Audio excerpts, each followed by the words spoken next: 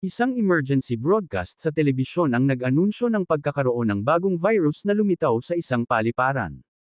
Ang mga taong nahawahan ay nagiging sobrang marahas at hindi nagtagal ay nasusunog na ang paliparan.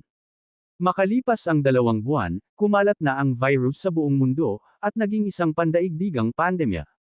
Binabago nito ang mga tao sa mga nilalang na parang zombie na tinatawag na ferals, at nakikita sila bilang mga galit na hayop. Sinubukan ng pamahalaan na magpatupad ng quarantine, ngunit marami sa mga mamamayan ang nagprotesta laban dito at nakipaglaban para sa mga karapatan ng mga ferals, na sinasabi na mga tao rin sila. Kailangan ng hukbo na sakupin ang mga kalye at makipaglaban sa mga sibilyan upang subukang ibalik sila sa kanilang mga tahanan, na lalong nagpalala lamang sa buong sitwasyon. Isang hapon, nawala ang mga signal ng lahat ng mga channel sa telebisyon. Tumawag si Abigail at ang kanyang kapatid mula sa kanilang ama na piloto, na nagpaliwanag na marami siyang gagawin upang tulungan ang mga tao at nangako na ligtas sila sa kanilang ina. Sa sandaling iyon, nakarinig sila ng ingay mula sa itaas kaya tumakbo ang pamilya palabas ng bahay. Nang malapit na silang sumakay sa kotse, tumalon ang isang feral at sinalakay ang ina upang patayin ito. Agad na nagtago si Abigail sa ilalim ng kotse at kailangang panuurin kung paano sinalakay ng feral ang kanyang kapatid. Nang magsimulang tumunog ang sirena ng pulis sa malapit, tumakbo palayo ang feral.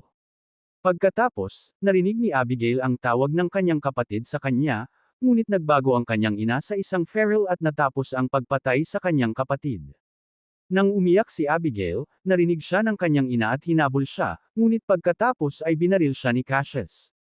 Iniligtas niya si Abigail at nagpasalamat siya sa kanya sa pamamagitan ng isang yakap. Nagsimulang magbago rin ang kanyang kapatid, kaya pinasara ni Cassius ang mga mata ni Abigail bago binaril ang batang lalaki. 10 taon ang lumipas, ang mundo ay nasa isang post-apocalyptic na estado. Wala nang masyadong tao ang natitira at nasakop na ng kalikasan ang mga lungsod. Sa kagubatan, ang isang teenager na ngayon na si Abigail at Cassius ay naghahanap.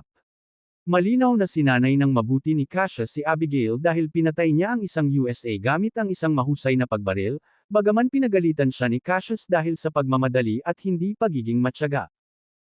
Nang dumilim, huminto ang dalawa upang magkampo at siniguro ni Cassius na nasa lugar na ang lahat ng mga tripwire. Ilang oras matapos silang makatulog, gumawa ng ingay ang isa sa mga tripwire at nagising si Cassius. Lumabas siya ng tolda upang mag-imbestiga at nakakita ng ilang balahibo na natigil sa kawad.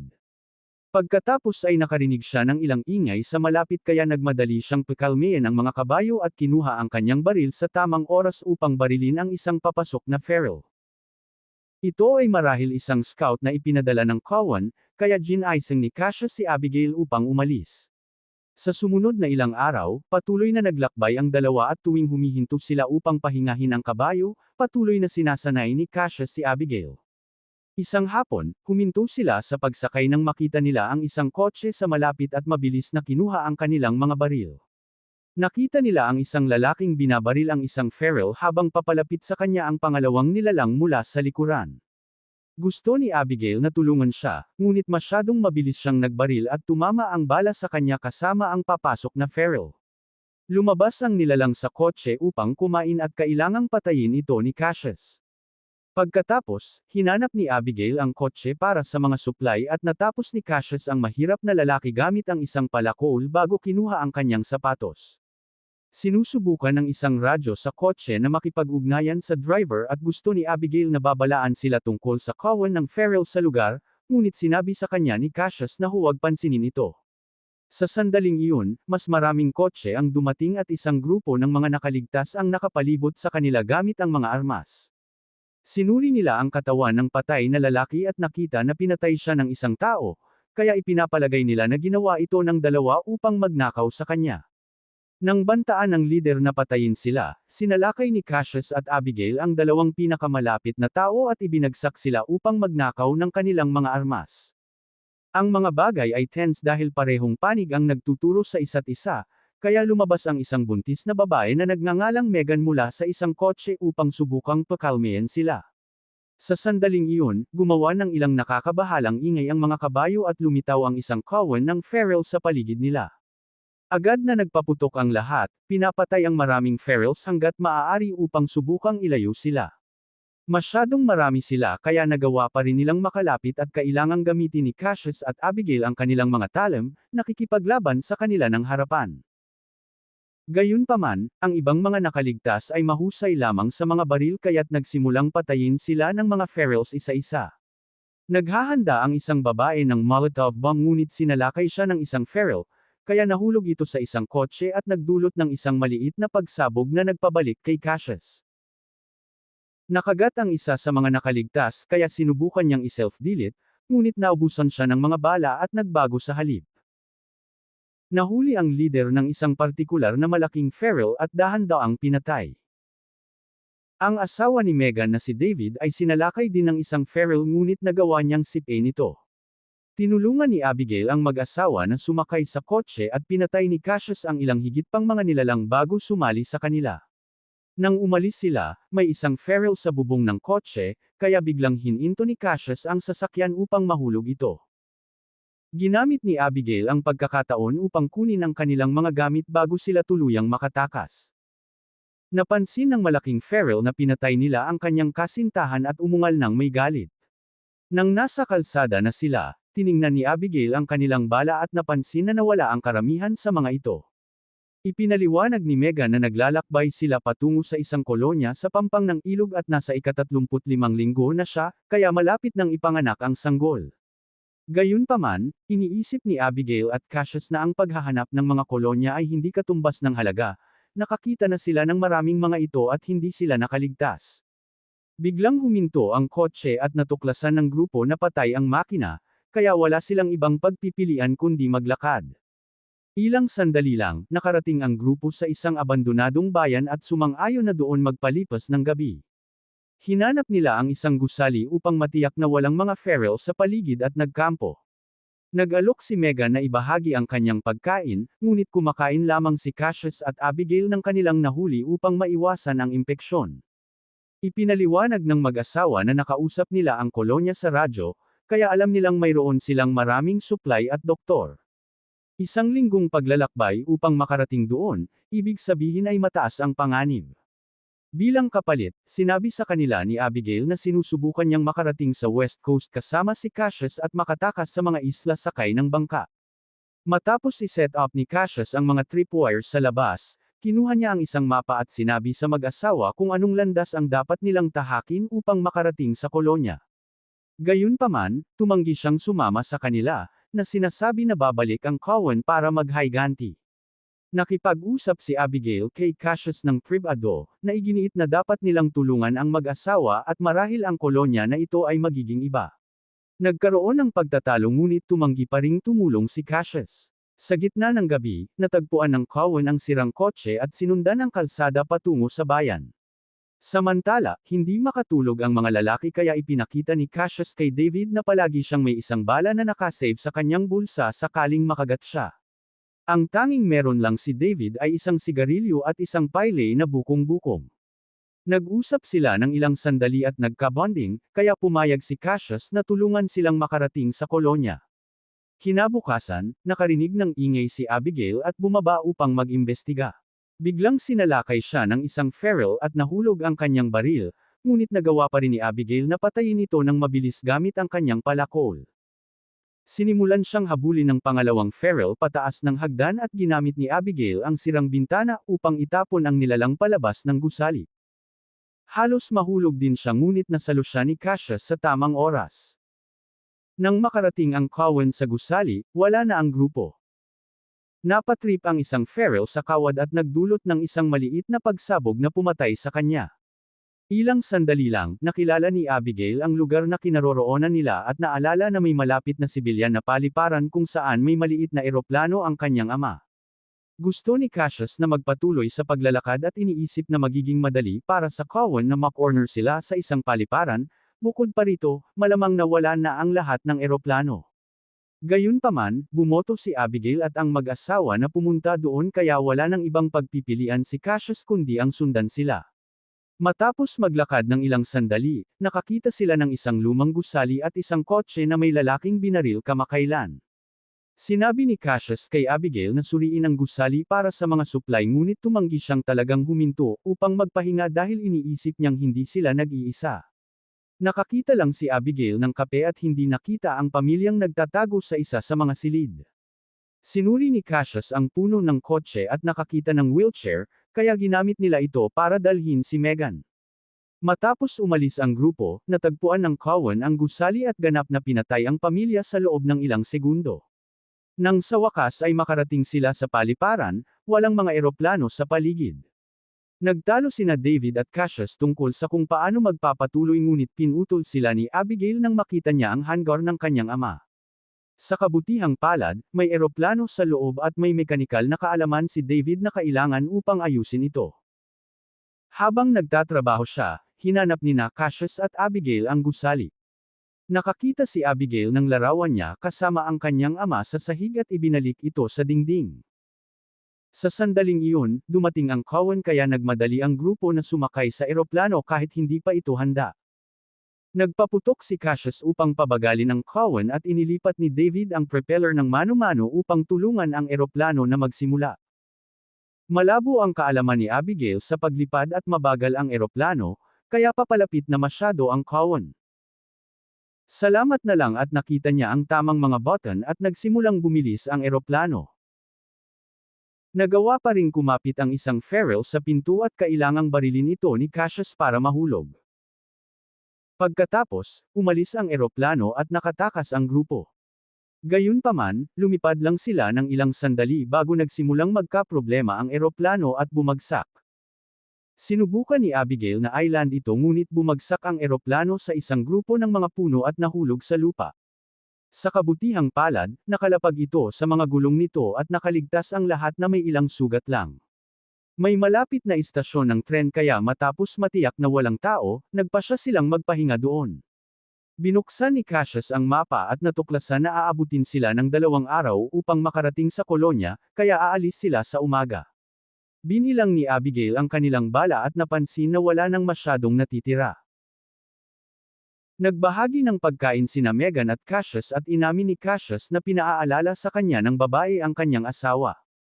Ibinunyag niya na kailangan niyang patayin ang kanyang nahawa ang pamilya at pagkatapos ay nag-self-delete siya dahil hindi na niya kaya. Ibinahagi rin ni Cassius ang kwento ng isang bata sa kanyang bayan na nakagat. Dahil hindi tumama ang sugat sa isang art area, ilang araw bago siya tuluyang magbago.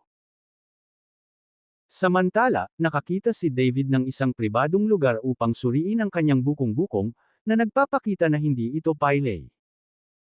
Ang sugat ay talagang kagat at alam ni David na dapat siyang mag-self-delete kaya itinaas niya ang baril, ngunit hindi niya magawa. Kinabukasan, nagpatuloy sa paglalakad ang grupo.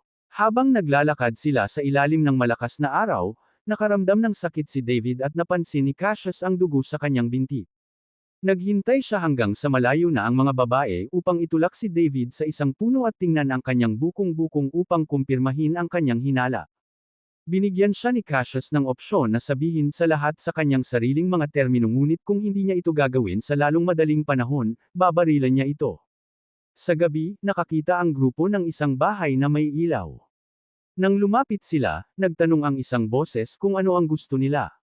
Iniisip ni Cassius na masyadong mapanganib ngunit lumapit si Abigail sa bahay at nagpaliwanag na kailangan nila ng tulong, nangangako na walang masama ang gagawin nila at binanggit ang buntis na babae. Binuksan ni Norton ang pinto at itinutok ang baril sa kanila habang hinihingi niyang iwanan ang lahat ng kanilang arma sa dibdib sa labas. Pagkatapos ay inanyayahan niya sila sa loob, nagpapakita ng isang napaka-sweet at nakakaengganyong ugali.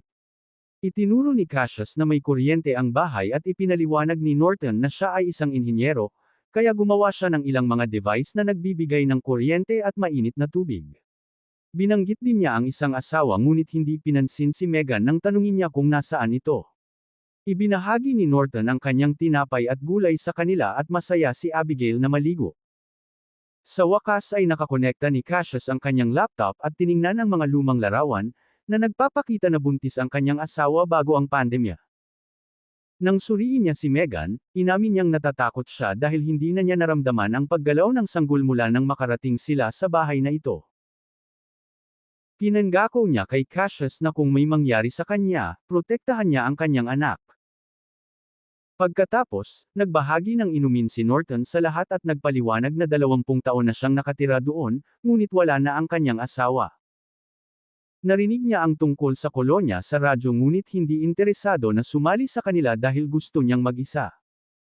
Pagkatapos ay nagsimula ng magalit si Norton tungkol sa mga tao na masyadong nahuhumaling sa pagbabalik sa mga dating paraan at kung paano nararapat sa sangkatauhan ang pandemya dahil sinira nila ang planeta at ang kanilang moralidad.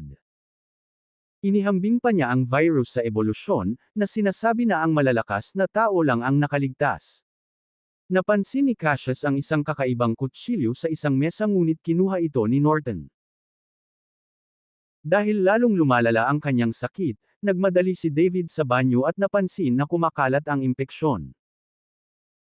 Nang lumabas siya, natuklasan niyang walang malay ang kanyang mga kaibigan dahil nilagyan ng laso ni Norton ang mga inumin, na nagsuot ng lab coat at may hawak na kakaibang makina. Alam niyang nahawahan si David at inactivate ang makina, na gumawa ng ingay na nagdulot kay David na mahimatay sa sakit. Ipinaliwanag ni Norton na ang device ay parang dog whistle na gumagana lang sa mga nahawahan bago mahimatay si David. Samantala, natagpuan ng Cowan ang istasyon ng tren at patuloy na naghahanap.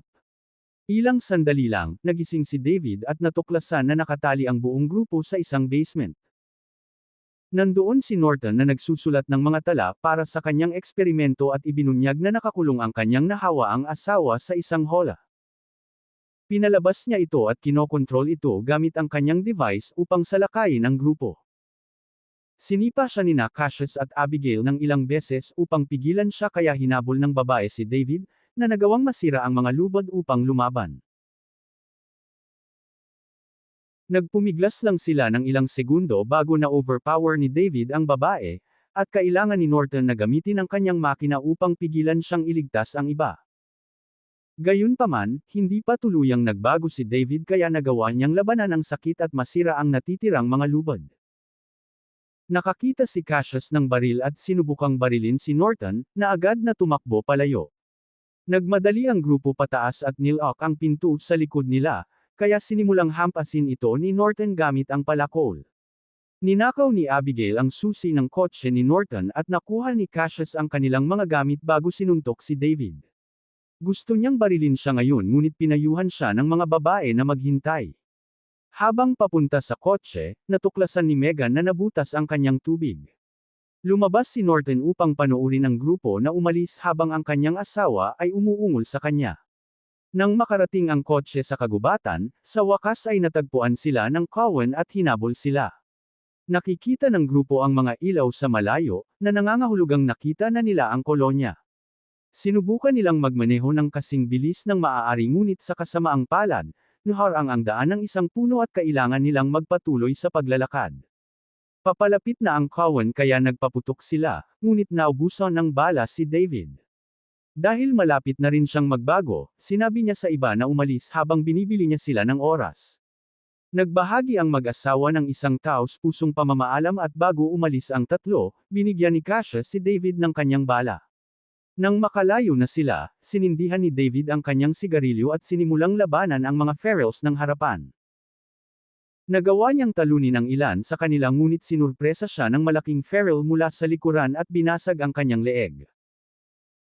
Hinabol ng natitirang mga ferals ang iba pang mga nakaligtas kaya kailangang magpaputok si Abigail upang protektahan si Cassius habang dala niya si Megan. Nagsimula rin siyang sumigaw ng tulong at nakakuha ng atensyon ng mga gwardya sa gate ng kolonya, na mabilis na binaril ang lahat ng mga ferals na humahabol sa tatlo. Nang makita ng natitirang Cowan ang mga bangkay at ang mga ilaw, agad silang bumalik sa kagubatan. Pagkatapos, pinapayagan ang mga bayani na makapasok sa kolonya at dinala si Megan sa infirmary kung saan inalagaan siya ng isang midwife. Kinabukasan, matapos makilala ang lider ng kolonya, sinabi ni Cassius kay Abigail na dapat silang umalis sa lalong madaling panahon dahil hindi mapagkakatiwalaan ang mga tao. Gayunpaman, pagod na si Abigail sa pagtakbo at hindi siya pinansin. Pagkatapos ay kinausap ni Cassius ang midwife, na nagsabi sa kanya na maayos ang sanggol ngunit ilang oras na lang ang natitira sa ina. Binisita ni Cassius ang kanyang kaibigan at nalaman na ang sanggol ay isang babae na nagngangalang Hope. Pinaalalahanan siya ni Megan tungkol sa kanyang pangako at binigyan siya ng kanyang locket ng pamilya bago siya tuluyang mamatay. Samantala, nakarating si Norton sa kagubatan at natagpuan ang lahat ng mga bangkay. Ang paglalakad-lakad ay nagpahintulot sa kanya na makita rin ang kolonya. Sa sandaling iyon, sinubukan siyang salakayin ng Cowan, ngunit agad niyang kinontrol ang mga ito gamit ang kanyang device at inihayag na oras na para maghiganti. Bumalik sa kolonya, inaalagaan ni Cassius si Hope at nagtataka kung ano ang gagawin niya sa susunod. Nagka-bonding si Abigail sa mga lokal na teenager at sumali sa isang maliit na party sa gabi. Ipinasapasa ang alak at nakatulog ang dalawang gwardya, kaya ginamit ng ilang teenager ang pagkakataon upang makapasok sa isang tunnel. Sinundan sila ni Abigail at nakakita ng isang kakaibang remote control, ngunit nang hawakan niya ito, pinigilan siya ni Roderick. Ipinaliwanag niya na ang buong bayan ng bangka ay minahan at sesabog ang remote kung makapasok ang mga ferals dito. Maaaring ligtas ang mga tao mula sa pagsabog na ito sa pamamagitan ng paggamit ng isang hatch sa lupa na magdadala sa kanila sa isang abandonadong dam.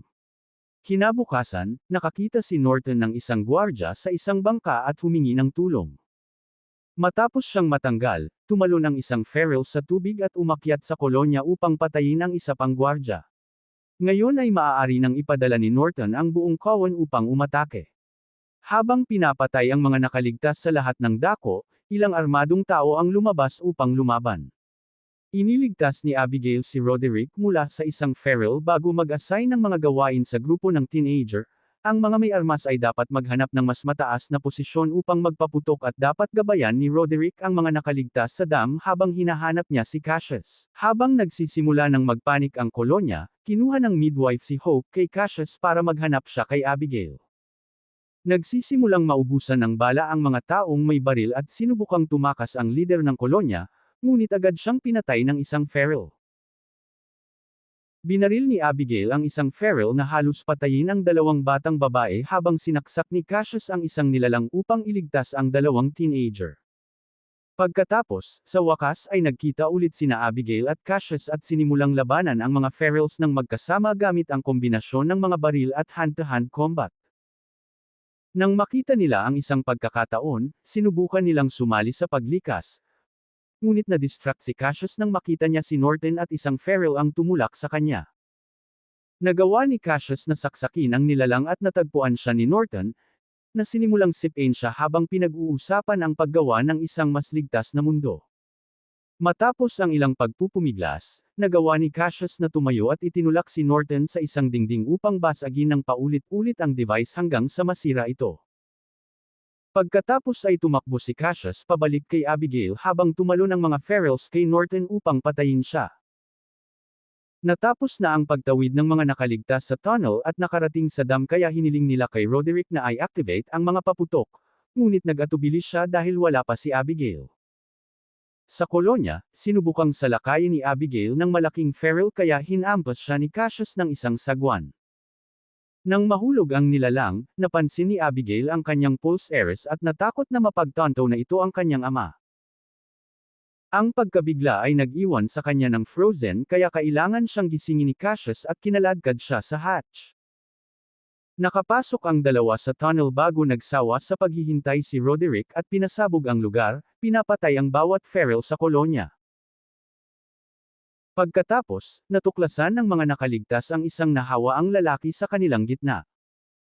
Habang sinusubukan ni Cassius na pakalmahin siya, biglang tumalon ang isang feral at pinatay ang lalaki.